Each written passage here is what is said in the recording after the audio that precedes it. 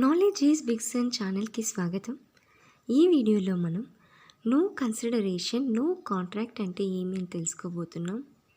And valid consideration అంటే ఏమి అని కూడా చూడబోతున్నాం. ముందుగా కన్సిడరేషన్ అంటే క్విడ్ ప్రో క్యో అనేది ఏమి లాటిన్ వర్డ్ నుంచి వచ్చింది. క్విడ్ ప్రో క్యో అంటే మీనింగ్ ఏమి? Something in return. మనం ఏదైనా ఒక పని ప్రామిస్ కానీ ఏమైనా చేసినప్పుడు, ఏదైనా కాంట్రాక్ట్లోకి వెళ్ళినప్పుడు మనం ఒకటి ఇచ్చేటప్పుడు మనకి ఏం రిటర్న్లో వస్తుంది అని చూస్తాం కదా, దాన్ని మనకి రిటర్న్గా వచ్చేదాన్ని కన్సిడరేషన్ క్విడ్ ప్రో క్యో అని అంటాం. Something in return. సెక్షన్ 25 ఏం చెప్తుందంటే no consideration no contract means అంటే ఏమి? Where there is a contract which is not supported by consideration it is void. అంటే ఏ కాంట్రాక్ట్ అయినా కన్సిడరేషన్ లేదు అంటే ఆ కాంట్రాక్ట్ వాయిడ్, ఆ కాంట్రాక్ట్ చెల్లదు, ఆ కాంట్రాక్ట్ వాయిడ్. ఏ కాంట్రాక్ట్లో అయినా కన్సిడరేషన్ లేకుండా ఉంటే ఆ కాంట్రాక్ట్ని వాయిడ్ అని చెప్తాం. అందుకే no consideration no contract. Contract ఉండాలంటే కన్సిడరేషన్ కంపల్సరీ ఉండాలి కాంట్రాక్ట్ అవ్వాలంటే. Okay. An agreement without consideration is called as nudum pactum. ఏదైనా అగ్రిమెంట్ కన్సిడరేషన్ లేకుండా ఉంది అంటే ఆ అగ్రిమెంట్ని మనం న్యూడమ్ ప్యాక్టమ్ అంటాం. ప్యాక్ట్ అంటే అగ్రిమెంట్. న్యూడమ్ ప్యాక్టమ్ అంటే ఏమి? ఇది లాటిన్ వర్డ్. ఇది కూడా న్యూడమ్ ప్యాక్టమ్ అంటే బేర్ ప్రామిస్, నేకుడ్ ప్రామిస్ అని మీనింగ్ వస్తుంది. కన్సిడరేషన్ వ్యాలిడ్ అవ్వాలంటే ఏమేమి ఉండాలి? ఏ ఫామ్స్లో ఉంటే కన్సిడరేషన్ని వ్యాలిడ్ అని చెప్తాం? 1. A consideration can either be benefit to promisor or detriment to promising or detriment to both parties. I will explain it now. Benefit to the promisor అంటే జనరల్గా మనకి ఏమర్థమవుతుంది? ప్రామిసర్కి ఏదో బెనిఫిట్ అనేది ఉండాలి. ఏం బెనిఫిట్ అంటే ఇక్కడ ఎలా వస్తుంది? ఒక ఎగ్జాంపుల్ చూద్దాం. సపోజ్ ఎక్స్ అనే వ్యక్తి వై అనే వ్యక్తికి 1000 bags ఆఫ్ రైస్ అనేది సప్లై చేస్తానని చెప్పి ప్రామిస్ చేస్తారు. ఇక్కడ ప్రామిసర్ ఎవరు? ఎక్స్ వచ్చి వైకి ప్రామిస్ చేస్తున్నాడు. ఏమని? నేను 1000 bags ఆఫ్ రైస్ నీకు సప్లై చేస్తాను అని. ఓకే. ఎక్స్ అనే వ్యక్తి ఎవరు ఇక్కడ? ప్రామిసర్. వై అనే వ్యక్తి ప్రామిసీ. ఓకే.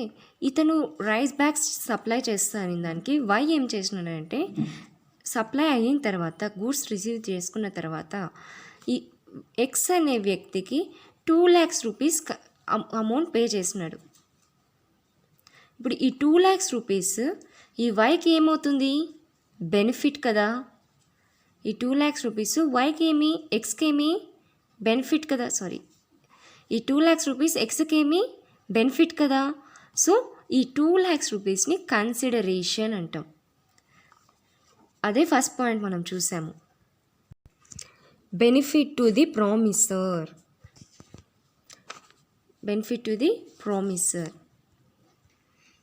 ఇప్పుడు బెనిఫిట్ టు ది ప్రామిసర్ అంటే ఏమో చూసాం కదా. Next detriment to promisee and detriment to both parties అంటే ప్రామిసీ ఆర్ ప్రామిసర్ ఇద్దరికి. ఓకే. డెట్రిమెంట్ అంటే ఏమి? Very simple. డెట్రిమెంట్ అంటే లాస్, రెస్పాన్సిబిలిటీ, సఫరింగ్. ఏదైనా లాస్ కానీ లేకపోతే ఏమైనా రెస్పాన్సిబిలిటీ కానీ ఉంటే దేంటి మీద సఫర్ అవుతా ఉంటే దాన్ని మనం డెట్రిమెంట్ అని అంటాం. Let us see an example. ఒక ఎగ్జాంపుల్ చూద్దాం ఇప్పుడు. ఏ అనే వ్యక్తి బికి లోన్గా అంటే అమౌంట్ ఇచ్చినాడు, అప్పుగా. ఎంత ఇచ్చినాడు? 2 lakhs రూపీస్ అమౌంట్ ఇచ్చినాడు. మామూలుగా మనం ఇస్తుంటాం కదా వడ్డీలకి, అట్లా ఏ అనే వ్యక్తి బికి అమౌంట్ ఇచ్చాడు. 2 lakhs రూపీస్ ఇస్తానని ప్రామిస్ చేశాడు, అలాగే ఇచ్చాడు కూడా. ప్రామిసర్ ఎవరిక్కడ? ఏ. ప్రామిసీ ఎవరిక్కడ? బి. ఓకే. ఒక 1 మంత్ తర్వాత ఏ వెళ్ళి ఈ 2 lakhs రూపీస్ రిటర్న్ పే చేయమని అడిగితే ఈ బి ఏం చేసినాడు? ఏం పే చేయకుండా ఎవరికి చెప్పకుండా పారిపోయినాడు. 3 months తప్పించుకునేసినాడు. 3 months తప్పించుకొని తిరిగినాడు. ఇప్పుడు ఏమంటున్నాడు ఈ వ్యక్తి? నీకేం బెనిఫిట్ లేదు కదా ఈ కాంట్రాక్ట్లో, సో నో కన్సిడరేషన్ కదా, సో నో కాంట్రాక్టా అని చెప్పేసి అంటున్నాడు. కన్సిడరేషన్ ఏం లేదు కాబట్టి అప్పుడు ఇది కాంట్రాక్టే కాదు కదా అని. అప్పుడు ఇక్కడ కన్సిడరేషన్ ఉందా లేదా అనేది ఇప్పుడు మీరే చెప్పాలి. ఇప్పుడు ఇక్కడ ఇతను పారిపోయాడు, 3 months రన్ వెళ్ళిపోయాడు కదా. ఇక్కడ ఇతను ఏమవుతున్నాడు పర్సనల్గా?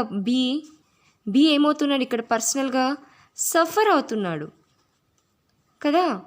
సో ఈ సఫరింగే ఏకి కన్సిడరేషన్.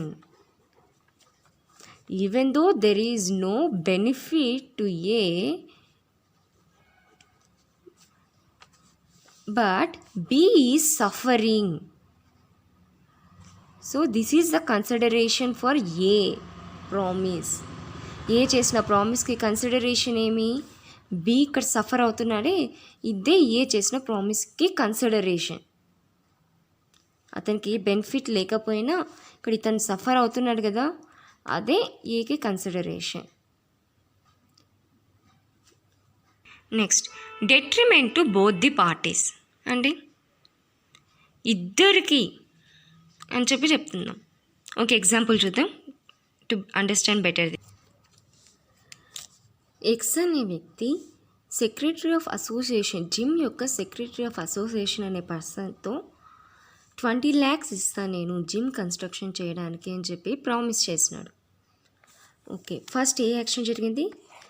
ఎక్స్ ప్రామిస్ చేసినాడు, నేను 20 lakhs అనే అమౌంట్ జిమ్ కన్స్ట్రక్షన్ కోసం నేను ఇస్తాను అని సెక్రటరీకి ప్రామిస్ చేసినాడు. ఈ ప్రామిస్ని బేస్ చేసుకొని ఇతను ఇస్తాడన్న నమ్మకంతో ఈ సెక్రటరీ ఆఫ్ అసోసియేషన్ ఏం చేశాడంటే కాంట్రాక్టర్ దగ్గరికి వెళ్ళి జిమ్ కన్స్ట్రక్షన్ చేయడానికి కాంట్రాక్ట్ మాట్లాడుకున్నాడు. ఇక్కడ కాంట్రాక్టర్తో ఇతను ఇస్తాడన్న నమ్మకంతో కాంట్రాక్ట్ మాట్లాడుకున్నాడు. ఇది సెకండ్ యాక్షన్ జరిగింది. థర్డ్, ఇప్పుడు ఏం చేసినారంటే థర్డ్ పాయింట్ శ్రద్ధగా వినండి. ఈ ఎక్స్ అనే పర్సన్ అమౌంట్ పే చేయలేదు. X refuses to pay 20 lakhs. X refuses to pay. Is X liable? X సెక్రటరీకి 20 lakhs లయబులా కాదా చెప్పండి. ఫస్ట్ కాంట్రాక్ట్ అయి ఉండాలి కదా. కాంట్రాక్ట్ అవ్వాలంటే కన్సిడరేషన్ ఉండాలి. ఇక్కడ కన్సిడరేషన్ ఎక్కడుంది? డెట్రిమెంట్. బెనిఫిట్ ఏదైనా ఉందా? లేదు. ఎక్స్కి ఏమైనా బెనిఫిట్ ఉందా ప్రామిసార్కి? లేదు. ఓకే, డెట్రిమెంట్ ఇది ప్రామిస్ ఏమైనా ఉందా? ప్రామిస్ ఏమైనా ఉందా? Just think, I will repeat the కేసులో వన్స్ అగైన్. ఎక్స్ అనే వ్యక్తి సెక్రటరీకి ప్రామిస్ చేసినాడు జిమ్ కన్స్ట్రక్షన్ కోసం 20 lakhs ఇస్తానని. ఈ ప్రామిస్ని నమ్ముకొని ఈ సెక్రటరీ ఏం చేసినాడు? కాంట్రాక్టర్ దగ్గరికి వెళ్ళి జిమ్ కన్స్ట్రక్షన్ చేయమని చెప్పేసి కాంట్రాక్ట్లోకి ఎంటర్ అయినారు. ఇప్పుడు ఎక్స్ ఏం చేసినాడు? నేను పే చేయను అని చెప్పేసి చెప్తున్నాడు, నేను 20 lakhs పే చేయను అని. ఇప్పుడు ఎక్స్ లయబుల్ వల్ల అంటే కాంట్రాక్ట్ ఉందా? ఫస్ట్ కాంట్రాక్ట్ అంటే కన్సిడరేషన్ ఏమి ఇక్కడ? బెనిఫిట్ ఎక్స్కి ఏమన్నా ఉందా? లేదు. పోనీ డెట్రిమెంట్ ఏమన్నా ప్రామిసీకి ఉందా? ఉంది. ఏమి డెట్రిమెంట్? ప్రామిసీకి డెట్రిమెంటా ఏమి? ఏదైతే ఎక్స్ ప్రామిస్ చేసినాడు, రెస్పాన్సిబిలిటీ ఒక నమ్మకం చెప్పినాడు, దాన్ని బేస్ చేసుకునే కదా తను కాంట్రాక్ట్లోకి ఎంటర్ అయినాడు. లేకుండా ఉంటే తను వెళ్ళిండే వాడు కాదు కదా. సో ఇక్కడ రెస్పాన్సిబిలిటీ అనేది ఉంది కదా. డెట్రిమెంట్ అంటే ఏమి? Loss, suffering, responsibility and meaning. ఇక్కడ తనకి రెస్పాన్సిబిలిటీ, ఒక బాధ్యతాయుతమైన పనిలోకి వెళ్ళినాడు కదా. సో ఇది డెట్రిమెంట్ టు ప్రామిసీ, ఇదే consideration of the promise. X చేసిన ప్రామిస్కి కన్సిడరేషన్ ఏది? ఇక్కడ ఈ డెట్రిమెంట్ టు ప్రామిసీ ఉంది, ఇదే ఎక్స్ చేసిన ప్రామిస్ యొక్క కన్సిడరేషన్. ఓకే, ఇప్పుడు కన్సిడరేషన్ ఉంది కాబట్టి ఇదేమి వ్యాలిడ్ కాంట్రాక్ట్ అంటాం. ఇది కాంట్రాక్ట్ ఏమి వ్యాలిడ్, ఈ కాంట్రాక్ట్ వ్యాలిడ్. ఇప్పుడు ఈ కాంట్రాక్ట్ వ్యాలిడ్ కాబట్టి ఇప్పుడు ఎక్స్ లయబులా, ఎక్స్ సెక్రటరీకి పే చేయాలా? ఎస్, పే చేయాలి. X liable. ఇప్పుడు ఎక్స్ లయబుల్ అయితే ఎంత అమౌంట్ పే చేయాలి? ఎంత అమౌంట్ లయబుల్ ఎక్స్? దానికి ఒక 2 సిచ్యువేషన్స్గా మనం సపరేట్ చేస్తాము.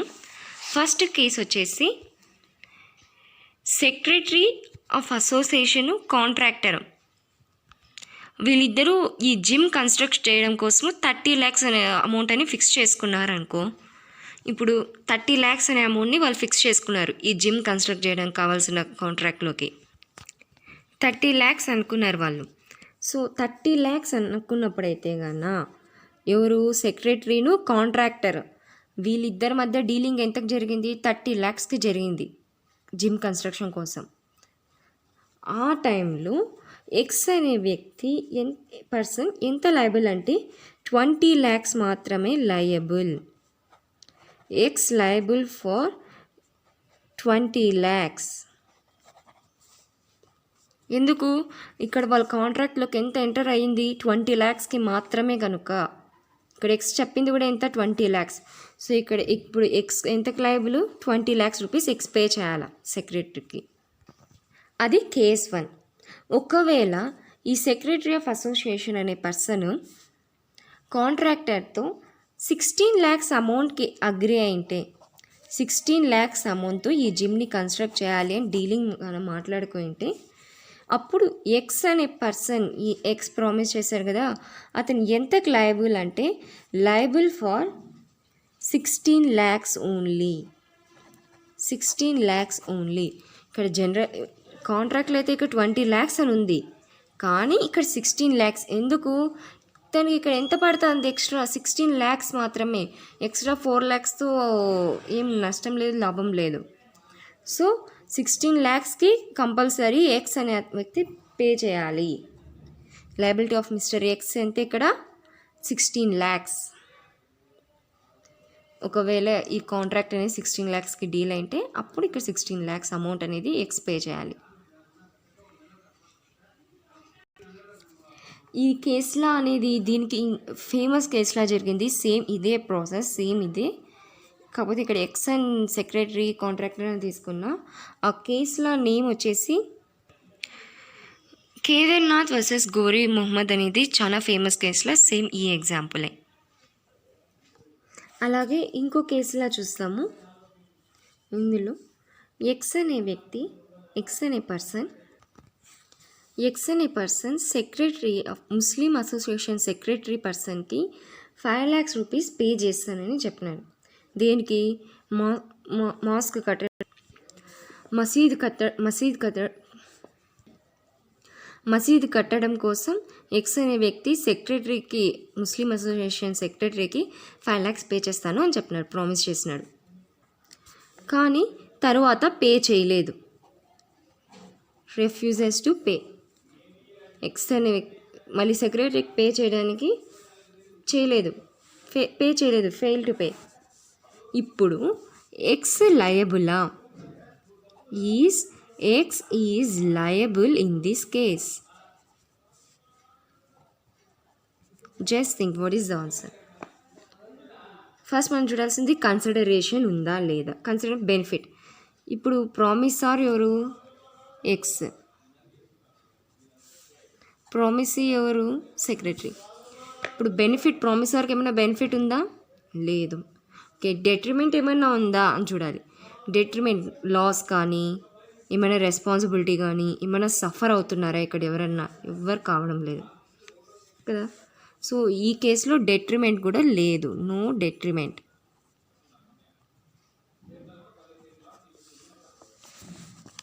ఇప్పుడు డెట్రిమెంట్ కూడా లేదు అంటే వ్యాలిడ్ కన్సిడరేషన్ అని చెప్పడానికి ఇక్కడ ఏమీ లేదు కన్సిడరేషన్ ఉన్నది అని. సో సెక్షన్ 25 ఏమని చెప్తుంది మనకు? నో కన్సిడరేషన్, నో కాంట్రాక్ట్ అని చెప్తుంది సెక్షన్ 25. కన్సిడరేషన్ లేకుండా ఉంటే దాన్ని మనం కాంట్రాక్ట్ అన్నాము. ఏ కాంట్రాక్ట్ అయినా కన్సిడరేషన్ సపోర్ట్ అనేది లేకపోతే దాన్ని కాంట్రాక్ట్ అనమని. సో ఇప్పుడు ఎక్స్ లయబులా సెక్రటరీకి? No, not liable. Not liable. ఎందుకు? కన్సిడరేషన్ లేదు కాంట్రాక్ట్లో. ఎలా చెప్తున్నావు లేదని? ఎక్స్ ప్రామిసార్ అయిన ఎక్స్కి బెనిఫిట్ ఏం లేదు. పోనీలే డెట్రిమెంట్ ఎవరికన్నా ఉందని చూస్తే డెట్రిమెంట్ కూడా లేదు. సో ఈ no consideration no contract section 25 ప్రకారము సో ఎక్స్ అనే వ్యక్తి ఇక్కడ నాట్ లయబుల్, సెక్రటరీకి పే చేయనవసరం లేదు. ఇప్పుడు నేను ఎక్స్ వచ్చి పే చేయనని చెప్పినది మాత్రం చేయనక్కర్లేదు, కన్సిడరేషన్ లేదు కనుక. Let's sum of the points. Consideration అంటే ఏమీ సంథింగ్ ఇన్ రిటర్న్ అని చెప్పి చూసినాం. Section 25 no consideration no contract అంటాం. నూడెం ప్యాక్టమ్ అంటే బేర్ ప్రామిస్, నేకుడ్ ప్రామిస్ అని మీనింగ్. అండ్ కన్సిడరేషన్ అనేది ఏ ఫామ్స్లో ఉండాలి, కన్సిడర్ ఎలా ఉండాలి అంటే బెనిఫిట్ టు ది ప్రామిసర్ కానీ డెట్రిమెంట్ టు ప్రామిసీ కానీ detriment to promisor and promisee కానీ అయి ఉండాలి. మళ్ళీ డెట్రిమెంట్ అంటే ఏమి, లాస్ కానీ రెస్పాన్సిబిలిటీ కానీ ఎవరైనా సఫర్ అవుతున్నారా దాన్ని డెట్రిమెంట్ అని అంటాం మనము. Thanks for watching the video. మీకు కన్నా నా వీడియో నచ్చినట్లయితే లైక్ చేయండి, షేర్ చేయండి, కమెంట్ చేయండి, సబ్స్క్రైబ్ చేయడం మాత్రం మర్చిపోకండి.